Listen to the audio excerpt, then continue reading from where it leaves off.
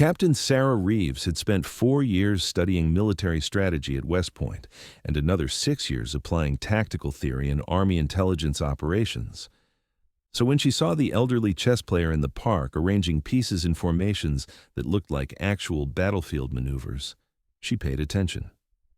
Liu Wei moved his knights and bishops in patterns that perfectly replicated combined arms tactics, used pawn structures that mimicked infantry formations, and executed endgame strategies that looked suspiciously like the kind of operational planning they taught at the National War College. When Sarah finally approached his table and asked about his background, Liu's answer revealed why his chess games looked more like classified military simulations than recreational board games. Welcome to Veteran Stories.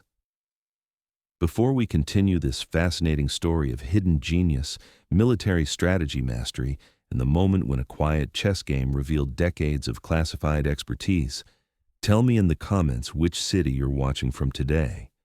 And if you believe extraordinary intelligence can hide in the most ordinary places, hit that subscribe button and help us share these incredible stories. Meridian Hill Park in Washington, D.C. provided a peaceful refuge from the intensity of government work that defined the surrounding city. Among its walking paths, gardens, and recreational areas, several concrete chess tables attracted a regular community of players who gathered to test their skills against neighbors, tourists, and fellow enthusiasts. Professor Liu Wei had claimed the same table every afternoon for 8 years. At 73, he moved with the deliberate pace of someone who'd learned that rushing rarely improved outcomes. His chess set was simple but well-maintained, wooden pieces that had been polished smooth by decades of use, carried in a worn leather case that suggested both care and frequent handling. Liu arrived at exactly 2 p.m. each day, rain or shine, setting up his pieces with methodical precision and waiting for opponents with the patience of someone who understood that good games required the right partners. His regular challengers included retired government workers, college students from nearby George Washington University, and the occasional tourist who discovered that Meridian Hill Park offered some of the best chess in the city. Most people who played against Liu knew he was skilled, perhaps more skilled than typical park chess players. His games lasted longer, required more thought, and often ended with tactical combinations that surprised even experienced players. But Liu's humble demeanor and professional courtesy made him a popular opponent rather than an intimidating one. What most people didn't realize was that Liu's chess strategies weren't based on game theory or recreational study.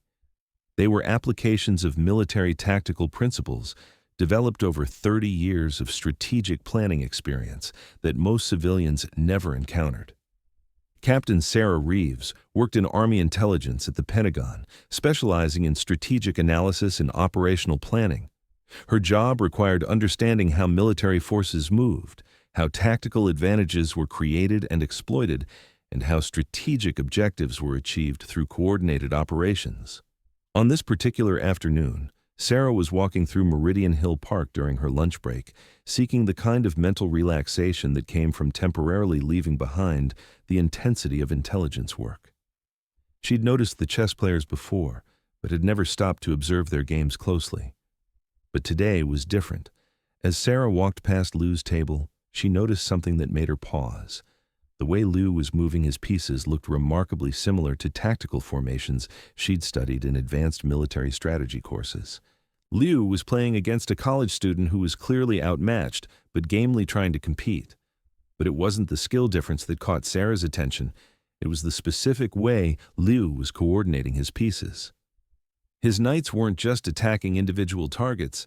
They were providing mutual support in patterns that replicated cavalry screening operations. His bishops were positioned to control diagonal lines of advance that looked like artillery fire lanes. His pawn structure wasn't random. It was organized like defensive infantry positions with interlocking fields of fire. Sarah found herself analyzing Liu's chess strategy with the same mindset she used for evaluating military operations, and the similarities were too precise to be coincidental. Sarah moved closer to observe Liu's game more carefully. Her training in military analysis had taught her to recognize patterns, and what she was seeing on the chessboard was a nearly perfect tactical simulation of combined arms warfare. Liu's pieces moved with the kind of coordination that characterized effective military operations. Reconnaissance elements advancing to gather information, main forces positioned to exploit opportunities, supporting elements providing cover and assistance.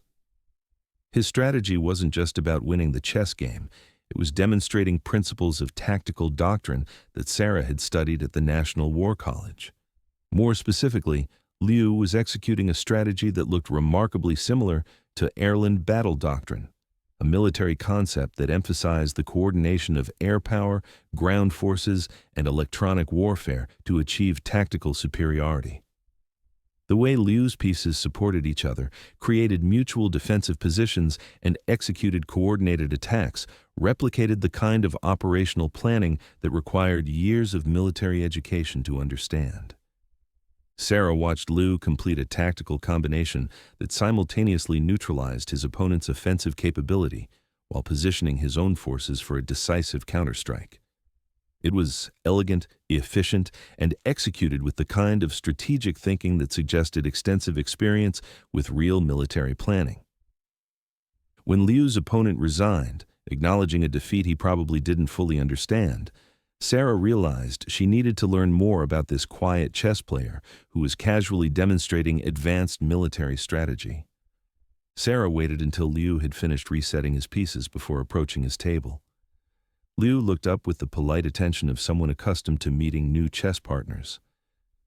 "Professor Liu?" Sarah said, reading the small nameplate Liu kept beside his chess set. "Yes? Would you like a game?" Sarah sat down across from Liu, studying his face and demeanor with the analytical skills she'd developed through years of intelligence work. Liu appeared to be exactly what he seemed, a retired academic enjoying chess in the park, but his strategic thinking suggested a background that went beyond university mathematics. "I couldn't help but notice your playing style," Sarah said as she arranged her pieces.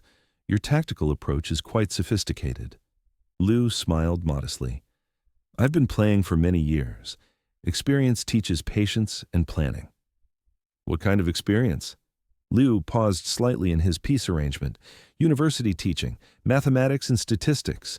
You develop an appreciation for logical sequences and probability calculations." Sarah began the game, but her real interest was in observing how Liu thought about strategic problems.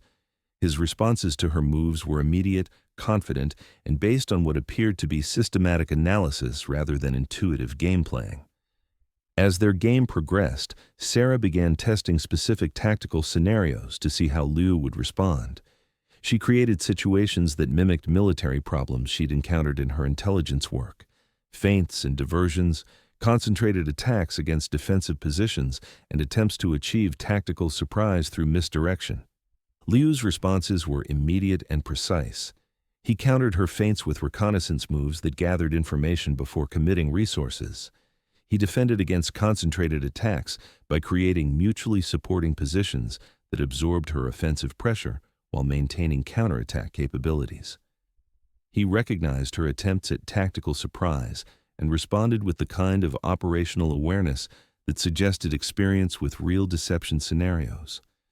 More importantly, Liu's strategic thinking demonstrated understanding of principles that weren't covered in recreational chess instruction.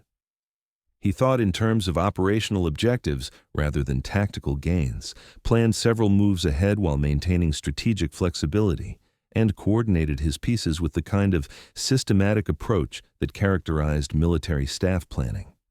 "Professor Liu," Sarah said during a pause in their game, "your strategic approach suggests training that goes beyond academic mathematics." Liu looked at her more carefully, perhaps recognizing something in Sarah's questions that indicated professional interest rather than casual curiosity. "What kind of training are you thinking of?" Liu asked.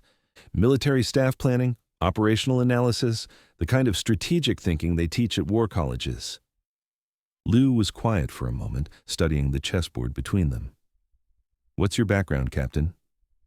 Sarah realized that Liu had identified her military rank despite her civilian clothes.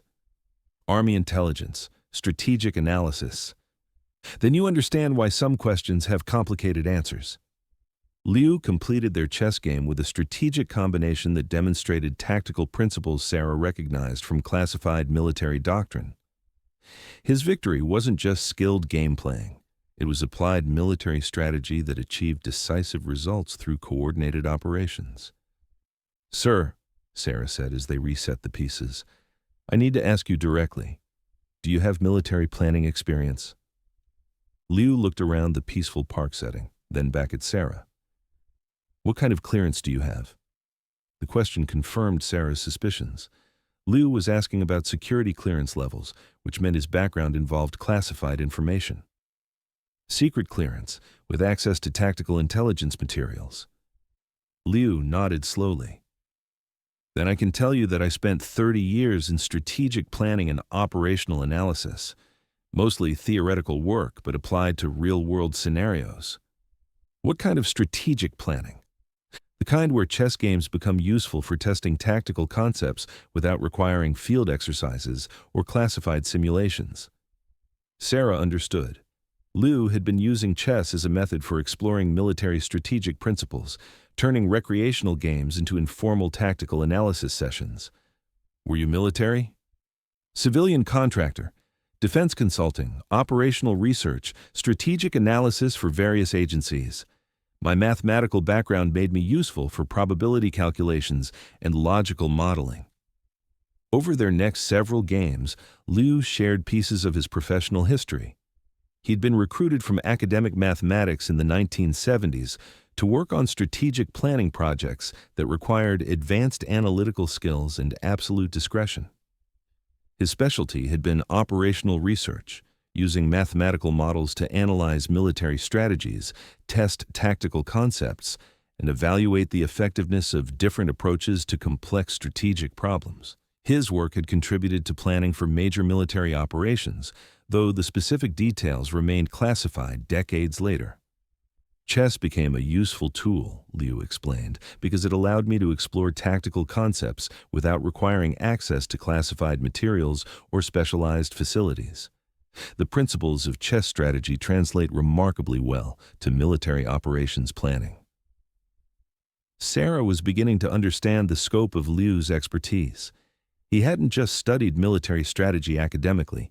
He'd been involved in developing and testing strategic concepts that had been applied in real military operations. "What kind of operations did you work on?" Liu was careful in his response. "Cold War strategic planning, contingency analysis for various scenarios, mathematical modeling of complex military problems that required systematic thinking rather than intuitive decision-making." The timeline suggested Liu had been involved in some of the most significant strategic planning of the late 20th century, the kind of work that remained classified, not because it was embarrassing, but because it revealed capabilities and methods that were still relevant to national security. As Sarah played more games with Liu, she realized she was receiving an informal education in advanced military strategy from someone whose experience exceeded what most active duty officers ever encountered. Liu's explanations of his chess moves revealed thinking that integrated multiple aspects of strategic planning: logistics considerations, intelligence analysis, risk assessment, and contingency planning. His approach to chess demonstrated the kind of systematic analysis that characterized effective military staff work. "The most important lesson from military planning," Liu told Sarah during one of their games, "is that strategic success requires understanding the relationship between tactical actions and operational objectives. Every move should contribute to achieving your ultimate goal, not just winning immediate advantages." This philosophy was evident in Liu's chess style. He rarely pursued tactical gains that didn't support his strategic objectives, maintained strategic flexibility while executing coordinated plans, and thought in terms of campaign-level success rather than individual battle victories. Sarah found herself learning not just chess strategy, but principles of military analysis that enhanced her own professional development. Word of Liu's expertise began to spread quietly through the intelligence community. Sarah's colleagues in Army intelligence became curious about the retired strategic planner who was providing informal education through chess games in a public park. The response was immediate professional interest. Strategic planning experience at Liu's level was rare, and his willingness to share knowledge made him a valuable resource for young officers who were developing their own analytical skills. "Professor Liu," Sarah asked during one of their regular games, "would you be interested in occasionally consulting with Army intelligence on strategic analysis projects?" Liu considered this carefully. "What kind of consulting?" "Theoretical analysis, using your mathematical modeling skills to evaluate strategic concepts. Nothing operational, nothing that would require current clearance levels." "You mean the kind of work I used to do but adapted for current strategic challenges?" "Exactly. Your experience with strategic planning could benefit current operations analysis." Liu looked around the peaceful park setting, then back at the chess game between them. "I'm retired. I play chess now." "But you could do both, chess games and occasional strategic consulting." "Let me think about it." 3 weeks later, Liu approached Sarah with a proposal. He would be willing to provide occasional strategic analysis consulting, but only on projects that utilized his mathematical and analytical skills rather than requiring operational knowledge that might be outdated. "I can help with theoretical problems," Liu said. "Strategic modeling, probability analysis, logical evaluation of tactical concepts. But I'm not current on modern military capabilities or operational requirements." This arrangement proved ideal for both parties. Liu's analytical methods remained relevant even as military technology and tactical doctrine evolved. His ability to model complex strategic problems and evaluate multiple variables provided valuable support for current intelligence analysis. But Liu insisted on maintaining his daily chess routine. "The chess games keep my analytical skills sharp," he explained, "and they provide a way to explore strategic concepts without the pressure of real-world consequences." Sarah understood. For Liu, chess had become both recreation and professional development, a way to continue exercising the strategic thinking abilities that had defined his career. Liu's chess games at Meridian Hill Park began to attract a different type of opponent. Young military officers, intelligence analysts, and strategic planning students started seeking him out, drawn by word that the quiet professor provided exceptional education in strategic thinking. These games became informal seminars in military analysis. Liu would explain his strategic reasoning, discuss the principles behind his tactical decisions, and help younger players understand how chess concepts applied to broader strategic thinking. "The key to strategic analysis," Liu told a group of Army officers who'd started attending his afternoon games, "is understanding that every system has patterns, every problem has multiple solutions, and every decision has consequences that extend beyond immediate results." Young officers found that playing chess with Liu improved their professional analytical skills. His systematic approach to strategic problems enhanced their ability to evaluate complex military scenarios, but Liu insisted on maintaining boundaries. "I teach strategic thinking," he told Sarah, "not specific military tactics or operational procedures.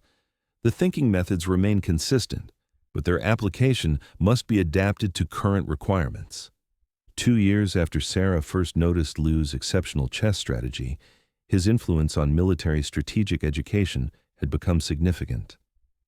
Officers who'd learned from Liu were applying his analytical methods to current intelligence challenges, using strategic thinking skills that enhanced their professional effectiveness. Liu's approach to chess had inadvertently created a new method for teaching strategic analysis. By demonstrating how systematic thinking could be applied to recreational games, he showed how the same methods could enhance professional military planning. "What Professor Liu taught us," Captain Martinez, one of Liu's regular chess opponents, reflected, "wasn't chess strategy. It was how to think strategically about any complex problem. That skill set transfers directly to military analysis." The Army intelligence community began incorporating Liu's teaching methods into their own training programs. His systematic approach to strategic analysis became a model for developing analytical skills in young officers. 3 years after their first chess game, Sarah approached Liu with an unexpected offer. The National War College wanted to invite him to give a guest lecture on strategic analysis methodology. Sir, they're not asking for classified information or operational details, Sarah explained. They want you to explain your approach to systematic strategic thinking, the methods you use to analyze complex problems. Liu was initially reluctant. I'm retired. I don't give lectures anymore. But your analytical methods could benefit an entire generation of strategic planners. Liu considered this carefully. What would I talk about? How you think about strategic problems, the systematic approach you use to evaluate multiple variables and develop effective solutions. After several conversations, Liu agreed to a single guest lecture focused on analytical methodology rather than specific military applications. Liu's lecture at the National War College was attended by senior military officers, intelligence analysts, and strategic planning professionals from across the defense community. His topic was Mathematical Approaches to Strategic Analysis, a discussion of how systematic thinking could enhance military planning. The lecture was remarkable not for revealing secrets, but for demonstrating how clear thinking and logical analysis could improve decision-making in complex situations. Liu used chess examples to illustrate strategic principles, showing how recreational games could teach lessons applicable to professional challenges. Strategic analysis, Liu told his audience, is fundamentally about understanding relationships between variables, evaluating multiple possible outcomes, and making decisions based on systematic evaluation rather than intuitive assumptions. The lecture was so well received that the War College requested permission to record Liu's presentation for use in strategic analysis training programs. But Liu declined further speaking engagements, preferring to return to his daily chess games at Meridian Hill Park. 5 years after Sarah first noticed Liu's exceptional chess strategy, their afternoon games had become a regular feature of both their lives. Sarah's strategic analysis skills had improved significantly through Liu's informal teaching, and Liu had found meaningful ways to share his expertise without returning to the professional pressures he'd left behind. Professor Liu, Sarah said during one of their games, do you ever miss the strategic planning work you used to do? Liu was quiet for a moment, studying the chessboard between them. I miss the intellectual challenge, he said finally, the satisfaction of solving complex problems that seemed impossible.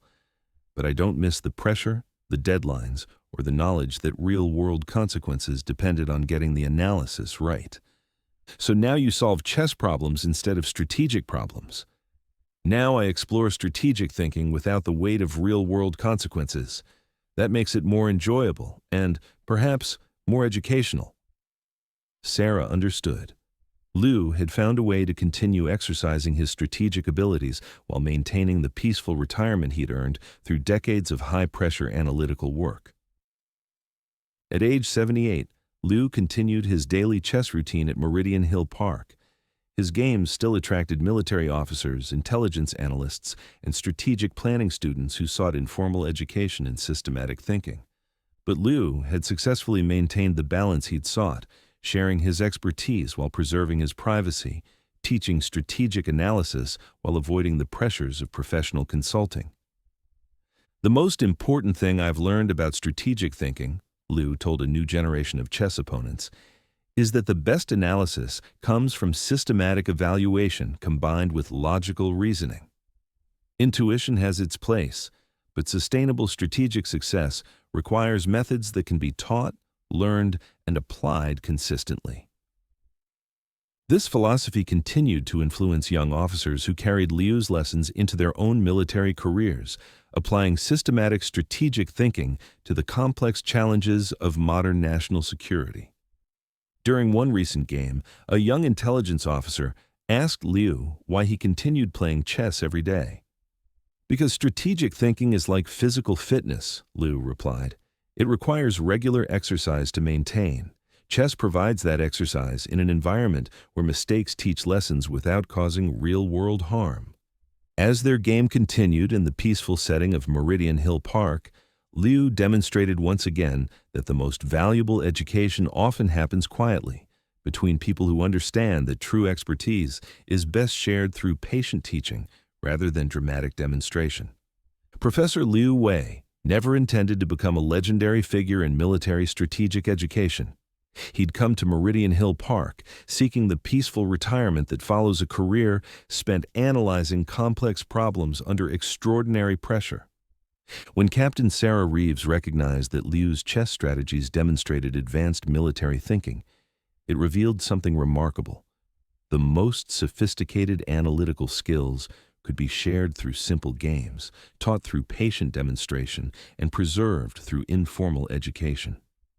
Liu's story reminds us that expertise doesn't always come with titles or recognition, that the most valuable teaching often happens in unexpected places, and that strategic thinking, whether applied to chess games or military operations, requires the same fundamental skills: systematic analysis, logical reasoning, and patient evaluation of complex problems. The young officers who learned from Liu didn't just improve their chess games, they developed analytical capabilities that enhanced their professional effectiveness and contributed to national security through better strategic thinking. So now I ask you, have you ever encountered someone whose casual expertise suggested depths of knowledge and experience you couldn't imagine? Someone whose recreational activities revealed professional capabilities developed over decades of specialized work? Share their story in the comments. Tell us where you're watching from. Because at Veteran Stories, we believe that the greatest teachers are often the ones we meet in the most ordinary places, ready to share extraordinary knowledge with those wise enough to recognize its value. Subscribe if stories like this matter to you. Because every park, every community gathering place, every informal setting has people like Professor Liu, experts who found meaningful ways to share what they know with the next generation of learners.